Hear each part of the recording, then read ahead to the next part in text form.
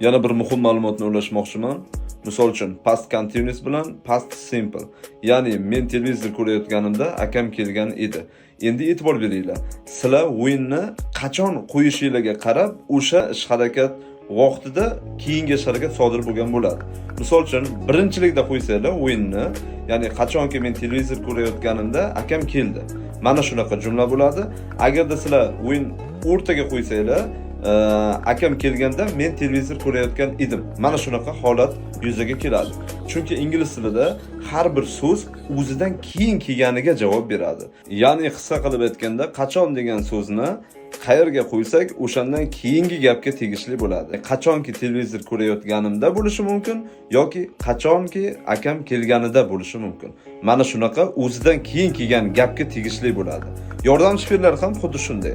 Misol uchun, perfect zamonlarni e'tibor bersanglar, have dan keyin kelgan verb o'zgaradi. Hattoki yordamchi fe'l kelsa ham, misol uchun continuousning yordamchi fe'li be fe'li kelsa ham been bo'lib ketadi-da, keyin doing bo'lib ketadi. Undan keyin kelgan gap. Hamma narsa o'zidan keyingiga javob beradi demoqchiman.